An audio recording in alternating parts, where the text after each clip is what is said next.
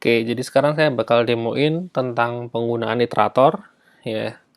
Jadi iterator itu pertama-tama yang saya demoin untuk collection jenis set, list sama queue ya, yang merupakan turunan dari interface collection. Jadi pertama misalnya kita bikinnya collection aja ya, yang umum gitu. Terus kemudian kita mau simpan string di situ ya. Saya kasih nama C begitu. Nah, kemudian kita implementasiin pakai set ya.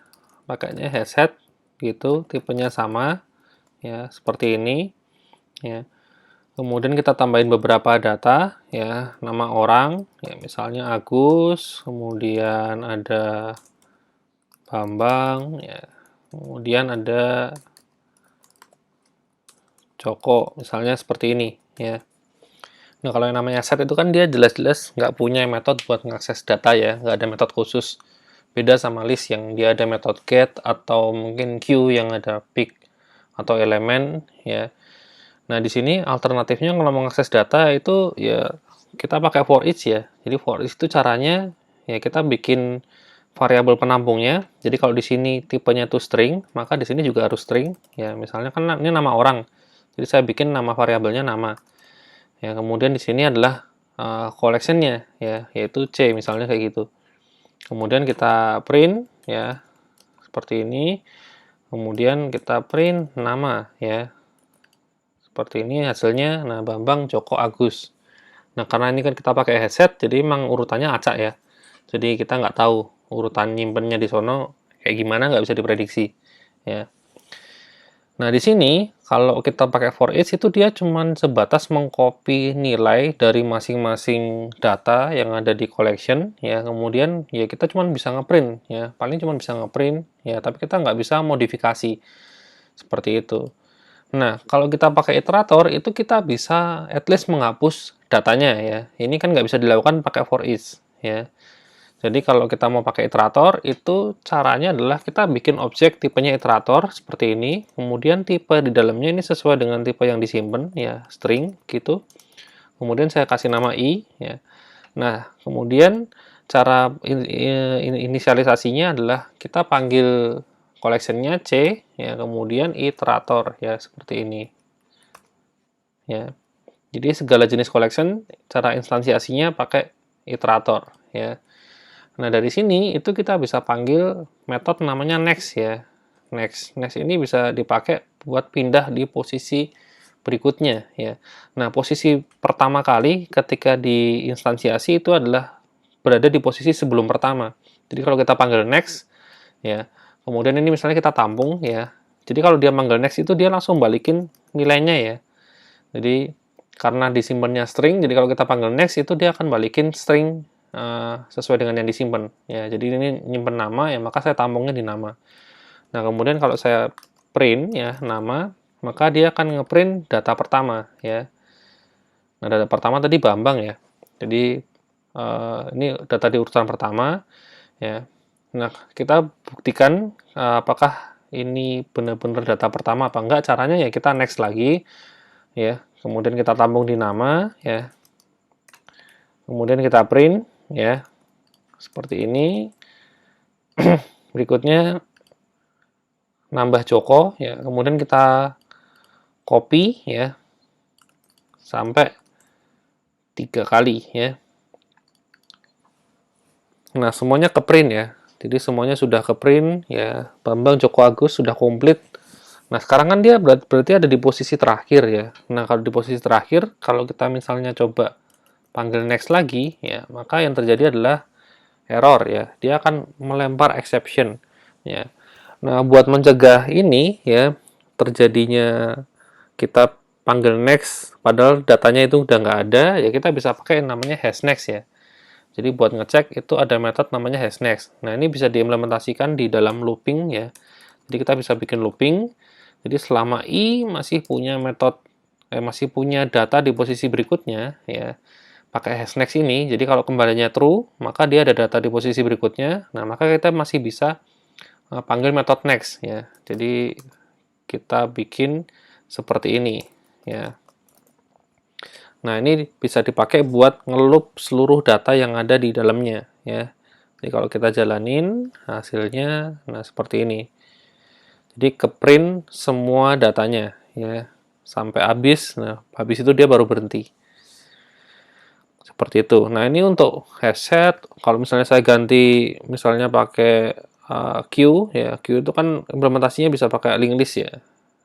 Atau mungkin yang khusus Q ada priority queue ya. Priority queue begitu ya. Kemudian kita run ya. Nah, seperti ini hasilnya, atau pakai misalnya array list ya. Kita jalanin ya, semua sama ya. Iteratornya itu selama dia turunannya dari collection, cara makainya sama ya. Jadi list, queue dan set itu dia bisa pakai cara seperti ini untuk iteratornya. Nah, yang sedikit beda itu adalah kalau kita misalnya mau pakai map ya. Kalau map itu agak lain ya. Jadi misalnya kita bikin map ya, dia nyimpen key-nya pakai string ya, kemudian value-nya juga pakai string ya, kemudian kita pakai hash map ya, ini juga sama string sama string ya, kemudian kita tambahin beberapa data ya. Yang pertama misalnya A begitu untuk Agus ya, kemudian B itu untuk Bambang ya.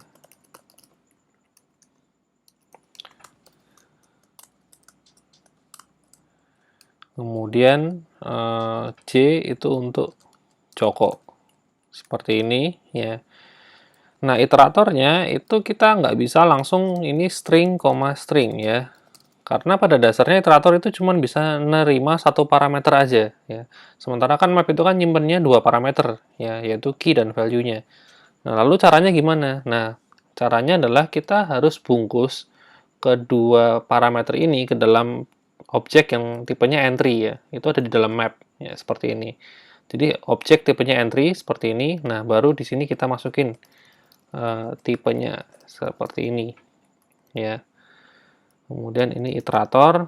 Nah, untuk instansiasinya juga agak lain ya. Jadi dari map itu kita harus panggil dulu yang namanya entry set ya, baru iterator ya. Seperti ini.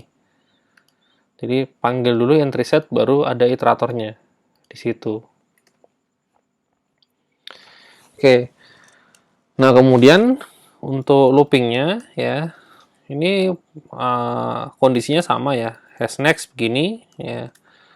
Nah, cuman ketika dia panggil method next ya, yang dibalikin kan sesuai dengan objek yang ditaruh sini, yaitu entry ya. Berarti kita harus bikin objek yang tipenya sama ya, yaitu entry seperti ini. Kemudian saya kasih nama entry begitu. Nah, baru ini i.next ya, seperti ini. Nah, kalau udah kita bisa print ya. Jadi entry itu punya dua nilai ya, key atau value ya. Kalau misalnya kita mau print key-nya, kita bisa pakai entry ya dot get key ya. Maka yang keluar adalah key-nya.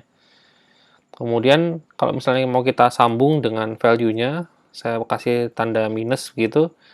Ya tinggal tambahin entry dot get value ya. Jadi nanti outputnya adalah key strip value-nya berapa ya. Seperti ini. Jadi A itu key-nya, strip Agus itu value-nya ya. B itu key-nya, Bambang itu value-nya. C itu key-nya, Joko itu value-nya ya, dan seterusnya. Seperti itu. Nah, kemudian kalau untuk method remove ya, semua jenis collection itu sama ya, termasuk map ya. Jadi kalau misalnya kita panggil di sini ada method next, method next ya, dua kali gitu ya. Kemudian saya panggil method remove ya, seperti ini. Nah, supaya ini urutannya sesuai dengan urutan inputannya, saya pakai link hash map aja ya. Jadi kalau misalnya kondisinya ini saya panggil next, itu kan pertama di sini datanya. Kemudian saya panggil next lagi, posisinya ada di Bambang ya. Kemudian saya panggil remove, berarti si Bambang itu akan dihapus ya. Oke, nah setelah kita remove, kita coba print ya isinya. Mestinya Bambang itu hilang ya, harusnya seperti itu. Oke. Kita lihat hasilnya. Nah, jadi datanya tinggal Agus sama Joko ya. Jadi si iterator itu berdiri di posisinya Agus, kemudian di posisinya Bambang, kemudian panggil remove. Maka si Bambang itu hilang ya. Seperti itu. Nah, ini juga berlaku untuk collection yang sebelumnya tadi ya. Untuk list, queue, dan set itu juga sama ya. Sama aja metode remove-nya. Seperti itu. Nah, berikutnya mungkin yang agak beda adalah ini, list iterator ya. Jadi, pengembangan dari iterator namanya list iterator itu khusus untuk yang tipenya list ya. Jadi, kalau kalian punya list ya, seperti ini, saya pakai release aja ya. Nah, kemudian saya tambahin beberapa data ya, sama kayak tadi, nama orang aja.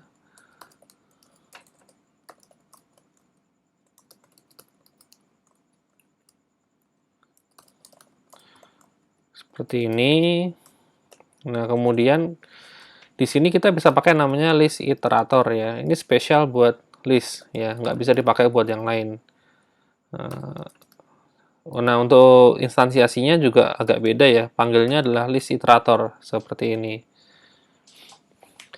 Oke, nah kalau list iterator itu dia punya beberapa metode tambahan ya. Nggak cuma next, tapi dia bisa pref ya. Dia bisa balik di posisi sebelumnya. Jadi kalau misalnya kita panggil next ya, seperti ini, kemudian saya panggil lagi ya 2 kali, kemudian saya panggil previous ya, seperti ini. Lalu kalau kita coba buat cetak ya, kita panggil i.next ya, maka outputnya adalah, coba kita track ya. Pertama dipanggil next ya, berarti posisinya ada di tempatnya Agus ya. Kemudian panggil next lagi, berarti ada di posisinya di sini, di tempatnya Bambang. Kemudian panggil previous, berarti dia balik lagi ke posisinya si Agus ya. Nah, di posisi si Agus, ketika dia panggil next, maka dia akan panggil data berikutnya, yaitu Bambang ya, dan dia pindah ke situ. Jadi outputnya adalah Bambang ya, gitu. Jadi dia bisa balik ya, setelah ke kanan dia bisa pindah ke kiri ya, dan seterusnya. Nah, kemudian yang namanya list iterator itu juga punya metode namanya hash previous ya. Ini fungsinya sama persis dengan hash next ya, cuman dia buat ngecek data di posisi sebelumnya ada apa enggak ya. Jadi kalau ada baru kita bisa panggil previous ya. Tapi kalau nggak ada ya jangan dipanggil ya. Seperti itu. Nah, kemudian selain itu, list iterator itu juga punya metode namanya set ya. Jadi kalau set itu dipakai buat mengubah data ya. Jadi kan kita panggil metode next ya, next lagi, kemudian kita panggil set. Ya, jadi kan pertama kan di posisinya Agus ya. Kemudian panggil next yang kedua di posisinya Bambang.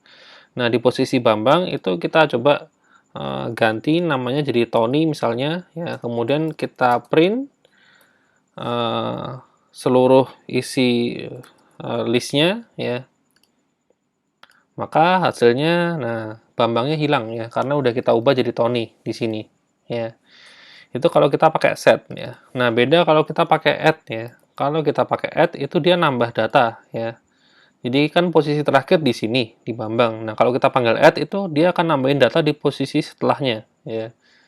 Seperti itu. Jadi bukan di posisi ini tapi di posisi setelahnya yang ditambahin ya. Jadi posisi yang didudukin itu tetap nggak berubah ya. Kemudian posisi berikutnya dikasih data yang kita add ya. Seperti itu. Nah, ini beberapa metode tambahan yang ada di list iterator ya. Gitu.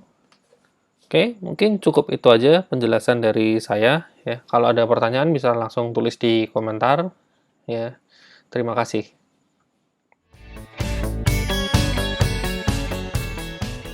Sekian video kali ini. Jangan lupa like dan subscribe channel Knows It buat dapetin video terbaru dari kami.